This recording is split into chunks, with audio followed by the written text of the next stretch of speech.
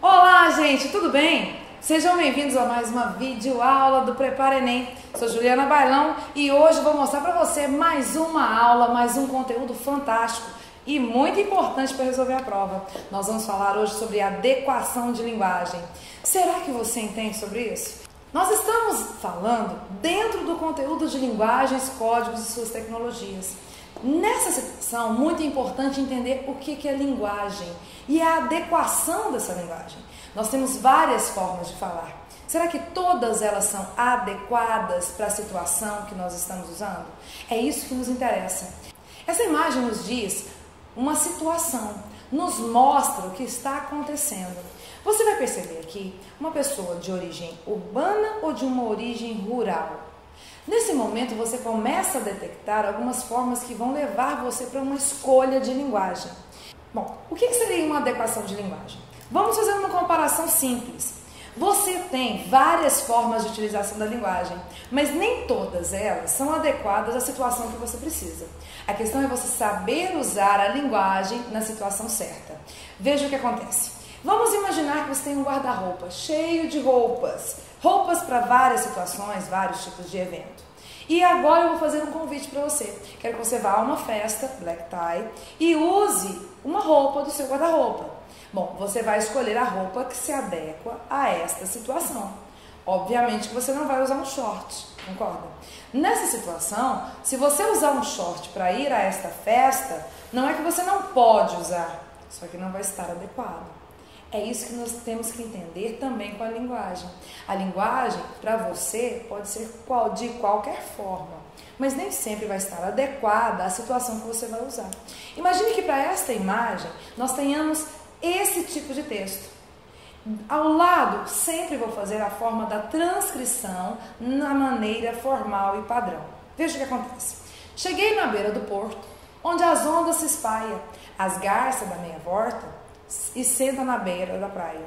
E o coitelinho não gosta que o botão da rosa caia. Quando eu vim da minha terra, despedi da parentaia. Eu entrei no Mato Grosso, dei em terras paraguaia. Lá tinha revolução, enfrentei fortes batalhas. A tua saudade corta como aço de navaia. O coração fica aflito, bate uma outra faia. E os olhos se enchem d'água, que até a vista se atrapalha. Para você perceber que eu li na forma mais rural, da maneira menos urbana que seria. Nesse caso, eu fui mais informal, usei uma linguagem mais adequada àquela imagem. Imagine que do lado, quando você percebeu a minha leitura, havia uma forma que era mais urbana, que não se adequava àquela imagem. Então, não quer dizer que uma linguagem está certa ou errada, mas nós estamos buscando a adequação. Veja o que acontece. Macunaíma aproveitava a espera, se aperfeiçoando nas duas línguas da terra, o brasileiro falado e o português escrito. O que Macunaíma queria dizer com isso, então? Quando Mário de Andrade resolveu fazer esse texto, falando de Macunaíma, o que ele estava querendo passar para nós? Que existe uma forma de falar e uma forma de escrever. Essa forma falada muitas vezes passa para a escrita. E a forma escrita também muitas vezes passa para a forma falada. É a forma de texto escrito, típico do escrito, modalidade escrita. E tem o texto que é escrito que tem a modalidade falada. A questão é adequar isso à situação necessária. Veja o que acontece. Imagina você agora numa situação de comércio, você vendo esse tipo de propaganda. Uma situação muito engraçada, porque a forma de escrita é muito diferente. Você espera que o seu público-alvo entenda isso. Só que, na verdade, quem produziu esse texto não pensou no público-alvo, pensou só na forma que ele mesmo produz o texto.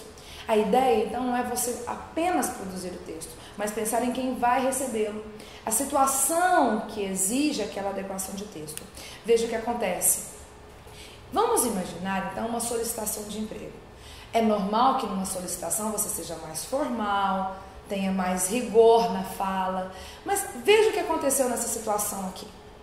Prezado senhor, quero candidatar-me para o lugar de secretária que vi no jornal. Eu teclo muito depressa com um dedo e faço contas bem. Acho que sou boa ao telefone, embora seja uma pessoa sem muito estudo. O meu salário está aberto à discussão para que o senhor possa ver o que me pode pagar e o senhor achar que eu mereço. Posso começar imediatamente. Agradecida em avanço pela sua resposta. Sinceramente, Kátia Vanessa Estrela. Como meu currículo é muito pequeno, abaixo tem uma foto minha. Imagine você, como empresário, recebendo uma carta dessa de solicitação de emprego. Qual seria a sua primeira impressão? A minha foi ficar aterrorizada. Mas o empresário aceitaria essa secretária ou não? Bom, como brincadeira, ela mandou a foto. Veja qual é a foto. E você, como empresário, depois da foto, você empregaria a Kátia Vanessa ou não? O empregador fez a seguinte resposta. Querida Kátia Vanessa, o emprego é seu. Nós temos correção automática no Word. Compareça já amanhã. Viram que a forma da fala dele foi muito diferente da que ela usou? Ele foi mais formal, mas algo que se espera de um empresário mesmo. Também se esperaria isso de uma pessoa que está solicitando emprego. Então, o que é interessante para nós é entender que não é só usar o padrão que você vai estar sendo adequado. Muitas vezes, usar a forma menos padronizada, a forma coloquial, também pode ser adequado, porque depende do nosso público, como o público vai receber isso. Veja o que acontece. Então, galerinha, imagine a situação de um bandido que resolveu clonar uma placa e clonou errado. Veja o que acontece, ficou uma placa clonada. Por esse motivo ele foi preso. Aliás, foi detectado que havia um problema com a placa. Veja a situação, ele foi inadequado. O que nós chegamos, então, à conclusão de que falar de forma adequada e usar a língua portuguesa de maneira adequada é uma situação imprescindível, até nas situações ilegais, não é verdade? O que acontece? Imagine, então, que numa situação, um professor de direito peça a um aluno que então faça uma situação de dar uma laranja para alguém. E aí o aluno de direito fala assim, olha, estou te dando a laranja, senhor Epaminondas. Bom, o professor provavelmente não vai gostar.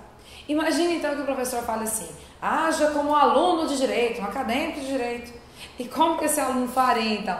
Olha, ele, se fosse um aluno de direito, diria, eu, por meio desta, dou e concedo a você, Epaminondas de tal, CPF tal, RG tal, e somente a você, a propriedade plena e exclusiva, inclusive benefícios futuros, direitos e reivindicações e outras indicações, títulos, obrigações e vantagens, no que concerne à fruta denominada laranja em questão, juntamente com sua casca, sumo, polpa e sementes, transferindo-lhe todos os direitos e vantagens necessárias para espremer, morder, cortar e congelar, triturar, descascar com a utilização de quaisquer objetos e de outra forma comer, tomar ou de qualquer forma ingerir a referida laranja, ou cedê-la com ou sem casca, sumo, polpa ou sementes. E qualquer decisão contrária, passada ou futura, em qualquer petição ou petições ou em instrumentos de qualquer natureza ou tipo, fica assim sem nenhum efeito no mundo cívico ou jurídico, valendo este ato entre outras partes, seus herdeiros e sucessores,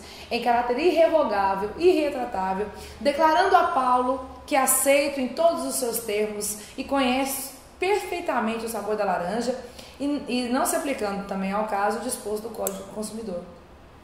Imagine então que, depois de tudo isso, o aluno organizou o seu texto para que se adequasse à situação de um acadêmico de direito e provavelmente um advogado.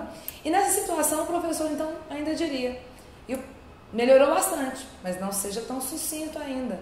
Imagine que essa situação se mostra como se fosse uma situação interessante para nós, para caracterizar o acadêmico de direito. Não só o acadêmico, mas toda pessoa da área jurídica. É um estereótipo que nós fazemos. Então, quando a gente fala de adequação de linguagem, falamos também de estereótipos, formas adequadas para cada situação, que também são estereotipadas. Veja que se ele falasse apenas, eu vou dar a laranja a você, não tem cara de um advogado falando.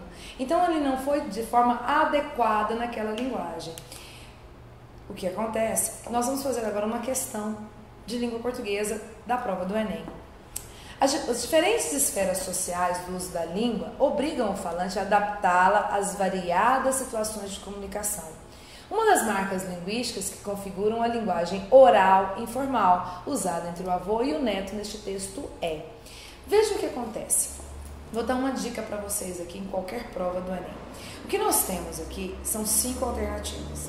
Das 5, pelo menos 3 vão ser chamadas de distratores. Você vai ter que tirar essas 3 alternativas e ficar normalmente em 2.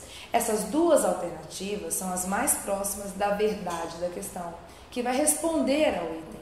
Veja o que acontece, galera. Uma das marcas linguísticas que configuram a linguagem oral, ou seja, a marca falada, e mais ligada à situação informal, ou seja, de trato pessoal, mais familiar com os falantes da língua, tem uma marca, então, que ele quer que você traga, que mostra que há essa informalidade e oralidade. Vamos entender uma situação. Marca de oralidade. Existem coisas que você fala, mas não escreve. Já percebeu isso? Isso é uma marca de oralidade. Por exemplo, gírias são coisas muito comuns a gente usar na fala, mas não usar na escrita. Outra coisa que é muito interessante são as palavras que são quebradas, truncadas, como se, to, tá. Na fala a gente faz, mas na escrita a gente não costuma fazer. Isso é marca então de oralidade, de fala. Já a informalidade são coisas que marcam a sua personalidade, a sua intimidade com o ser. Vamos ver então nas 5 alternativas os primeiros distratores. Os 3 distratores que nós temos, tudo bem? Veja o que acontece. Na letra A, nós temos assim. A opção pelo emprego da forma verbal era em lugar de foi. Será que é essa expressão que marca que ele usou a fala e a intimidade? Trocar um tempo verbal por outro traz essa ideia de informalidade, oralidade? Lógico que não, né, gente? Então isso é uma questão falsa. Ele pede uma marca que configura a oralidade e a informalidade nessa situação. Veja só. A ausência de artigo antes da palavra árvore.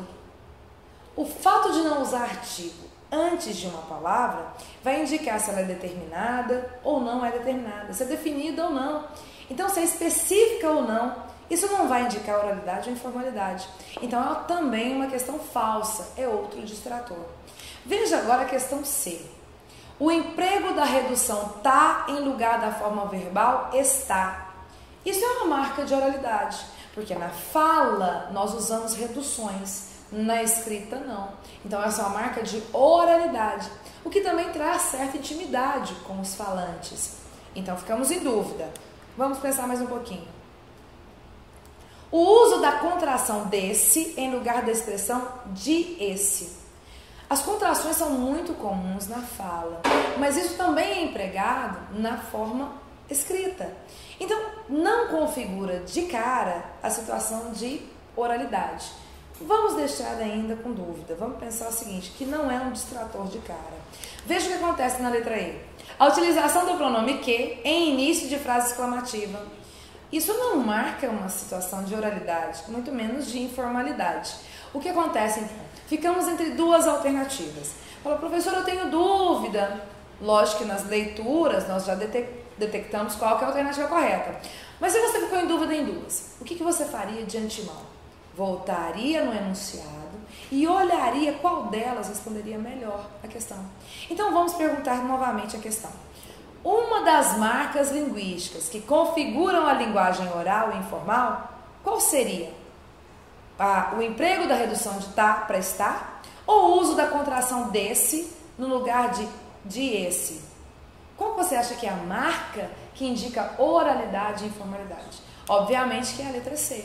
Então o que acontece? Fica óbvia a questão quando você tira os distratores. Então ficamos em dúvida, o que nós vamos fazer? Voltar no enunciado, tudo bem? Quando eu falo de adequação linguística, então você vai entender que existem expressões que são usadas para adequar a cada situação. A sua fala deve ser adequada a cada situação linguística. Tudo bem até aí? Bom, pessoal, uma última situação para você perceber. Por que pronunciamos muitas palavras de um jeito diferente da escrita? Pode-se refletir sobre esse aspecto da língua com base em 2 perspectivas. Na primeira delas, fala e escrita são dicotômicas. e o que restringe o ensino da língua ao código. Daí vai o entendimento de que a escrita é mais complexa que a fala e o seu ensino restringe seu conhecimento das regras gramaticais, sem a preocupação com situações de uso. Outra abordagem permite encarar as diferenças como um produto distinto das duas modalidades da língua, a oral e a escrita. A questão é que nem sempre nos damos conta disso. Bom, o que a questão está dizendo? Tem um texto que está discutindo exatamente o uso da fala e da escrita, a adequação dessa linguagem. O que nós vamos fazer aqui? O assunto tratado no fragmento é relativo à língua portuguesa e foi publicado em uma revista destinada a professores. Ótimo. Percebam que essa questão eu marquei para você perceber um detalhe. Quando ele fala assim, relativo à língua portuguesa e foi publicado em uma revista destinada a professores. Então você tem que entender a linguagem que foi usada e para quem que foi usada. Se foi adequada à linguagem ou não, tudo bem? É lógico que uma linguagem que foi usada para professores. Percebe isso? Veja o que acontece. Entre as características próprias desse texto, identificam-se as marcas linguísticas próprias do uso. Espere um pouquinho. Características de um texto? Vamos pensar então, que características que eu procuro num texto voltados para professores de língua portuguesa em uma revista de língua portuguesa? Será que seria um registro regional? Não, porque é uma revista para professores de língua portuguesa e uma revista de língua portuguesa. Seria uma questão literária? Olha, isso aí já não é um distrator, você pode ter dúvida por aí. Então fique em dúvida, vamos pensar. É uma questão técnica? Pode ser, porque estamos falando de professores, para professores numa revista de língua portuguesa. Então pode ser. Estamos então em dúvidas entre a letra B e a letra C. Letra D, seria coloquial? Pense bem, será que seria adequado numa revista de língua portuguesa, falando com professores de língua portuguesa, usar termos coloquiais? Viu que já não é adequado? Então essa já seria um distrator para nós. Seria um tipo de uso oral? A oralidade é marca de fala, que normalmente não aparece na escrita. Então para nós também é um distrator. O que a gente tem que entender aqui então? Que estamos entre duas alternativas. Vamos analisar com mais calma. Veja o que acontece. Voltando no enunciado. Entre as características próprias desse tipo de texto, um texto relativo à língua portuguesa, numa revista de língua portuguesa, veja só, identificam-se as marcas linguísticas próprias de que uso? Literário ou de um uso técnico? Na literatura, pensem que nós estamos produzindo textos que são fictícios muitas vezes e para produzir formas até figuradas, não para passar mensagens técnicas, como foi esse caso. Nesse caso, então, o que nós fizemos? Usamos a linguagem técnica. Técnica por meio de expressões próprias de textos científicos. Então, galera, chegamos ao fim da nossa videoaula e espero que você tenha entendido a adequação de linguagem, o uso dessas funções e a adequação de cada situação. Espero você na próxima videoaula e até mais!